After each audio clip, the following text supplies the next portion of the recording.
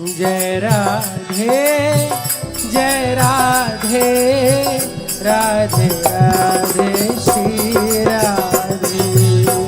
जय राधे जय राधे राधे राधे श्री राधे।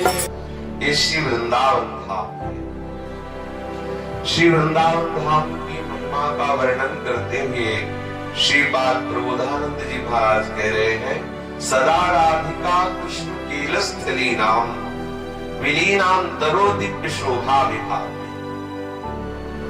ये जो वृंदावन धाम है ये हमारे श्यामा श्याम की लीला भूमि, लीला भूमि की नहीं, लीला भूमि है।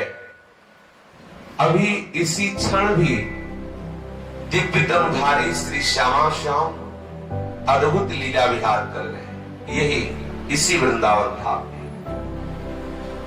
आचार्यों ने भूतल वृंदावन पिंड की बात की। इसी भूतल पर ये जो विराजमान है जिसपे अपने लोग बैठे हुए हैं, अपार कृपामयी श्री लाडली की कृपा का ही स्वरूप है। ये अपने लोग श्री वृंदावन धाम में, श्री वृंदावन धाम की महिमा, श्री प्यारी जी की महिमा कथन श्रवण करने का सौभाग्य प्राप्त किए। एक कृपा का ही स्वरूप है। जब स्वामी जी की कृपा होती तभी उनके इस लीला स्थल, उनके इस निज महल में आने का या वास करने का सौभाग्य प्राप्त होता है।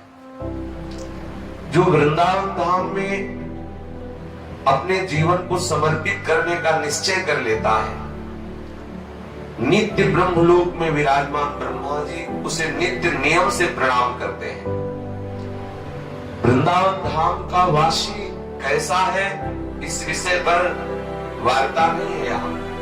वो वृंदावन धाम का वासी है, बस इतने मात्र से ही ब्रह्मा के द्वारा भी वंदनीय है। इसी बात को श्रीपाद प्रबोधानंद जी यहाँ कह रहे हैं कि जो इहानंद कंदे महाश्चर्य वृंदे, महाश्चर्य की बात है कि जो श्री प्रिया प्रीतम इस नित्य लीला भूमि, इस नित्य केल स्थली में वास करता है।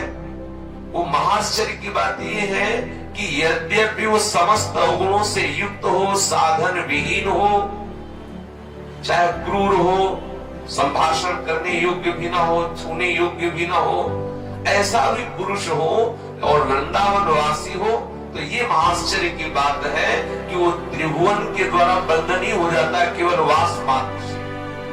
बोले महाश्चर्य वृंदे, महाश्चर्य की बात है। ये इसलिए महाश्चर्य की बात है कि वंदना उसकी होती है जो साधुता का स्वभाव धारण करता है, जिसके अंदर भागवतिक सद्गुण होते हैं, वो विश्व बंद होता है। लेकिन जो सदाचरणों से रहित है, जिसके हृदय में किंचित मात्र भी भगवत भाव नहीं है, ऐसा पुरुष भी श्रीपाद प्रबोधानंद जी ने तो पीछे ऐसा भी वर्णन किया है कि वो गुरु पत्नी गामी हो, वो हिंसा करने वाला हो, वो मदिरा पीने वाला हो, वो द्वीत कीड़ा करने वाला हो, वो ब्रह्म हत्यारा क्यों न हो, यदि वो श्री वृंदावन धाम में अपने शरीर को रखता है, अर्थात अखंड वृंदावन वास का नियम ले लेता है, तो जगत बंधनी हो जाता है।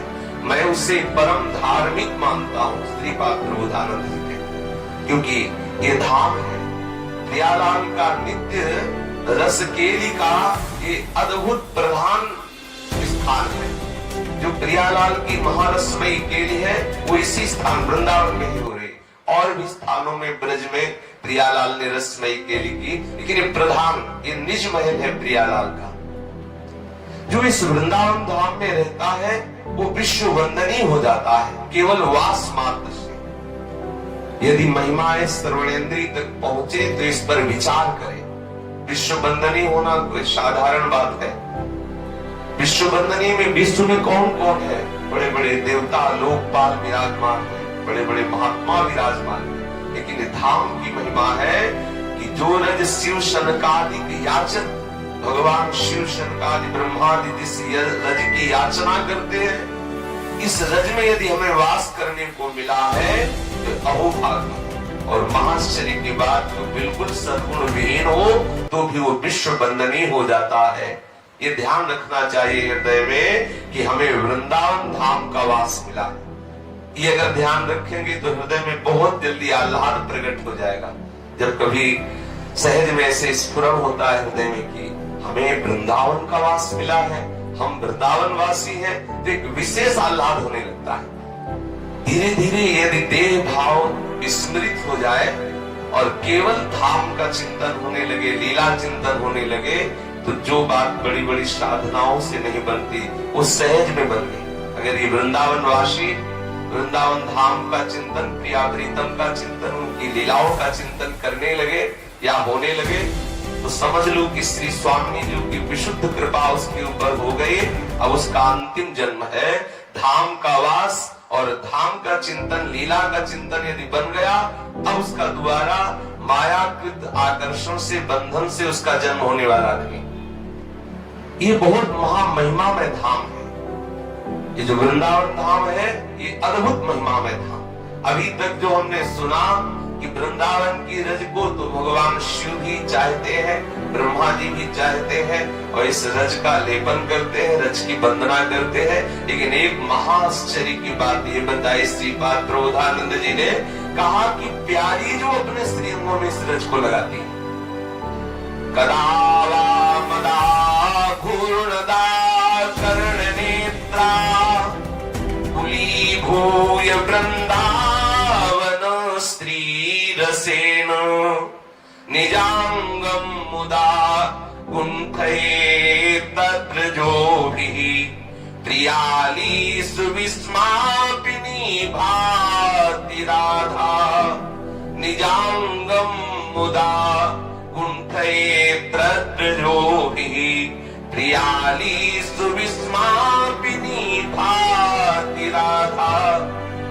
महाआश्चर्यमय बात है कि हमारी प्यारी जो, जिनके नेत्र सदैव प्रीतम के प्रेम रसासों से गुणित बने रहते हैं, हमारी प्यारी जो के जो नेत्र है चंचल चपल अरुण अनियारे, अग्रभाग बने वंजन, नैनन परवारों कोटिक खंजन, रुचिर मनोहर वक्र विलोकन, सुरत समर दल गंजन, जय श्रीहित हरिवंश कहत न बने छवि, सुख समुद्र मनरंजन। श्री लालजू के हृदय में अद्भुत आह्लाद प्रकट करने वाली श्री स्वामिनी जी के नेत्र है। श्री स्वामिनी जी के नेत्र कैसे हैं? बोले कदावा मदा घूर्णदा कर्ण नेत्र, कर्णायत नेत्र हैं, बड़े बड़े श्री स्वामिनी जी के नेत्र, बड़े बड़े उज्जवल सुरंग अनियारे नैना। श्री स्वामी जी के नेत्र से कि इनसे जरा सा कटाक्ष होता है कि मदन मोहन विश्व मनमोहन लाल जो विवश हो जाते हैं। ऐसे बड़े विशाल नेत्र, लेकिन भयावने नहीं, विशाल होने पर लुभावने हैं, रुचिर मनोहर, मन का हरण करने वाले, बहुत ही रुचिर है। अपने लोगों के मन का हरण कर ले तो साधारण बात है, विश्व के मन का हरण करने वाले श्री लालजू के मन का हरण करने वाले हैं श्री स्वामी।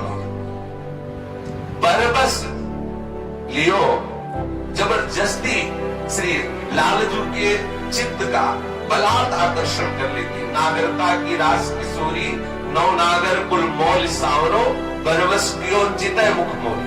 एक में आता है तान बंधान मान में नागरी, देखत श्याम कहत हो होरी, जैसे हित हरिवंश माधुरी अंगन, बरबस लियो मोहन चित चोरी। बरबस लियो, बरबस पर विचार कीजिए। बरबस जबरदस्ती श्री लालजू के चित्त को बलात् अपने अधीन कर ले। ऐसी प्यारी जू की अंग माधुरी, ऐसी प्यारी जू की बहन माधुरी है, ऐसे नेत्रों का ब्रह्म।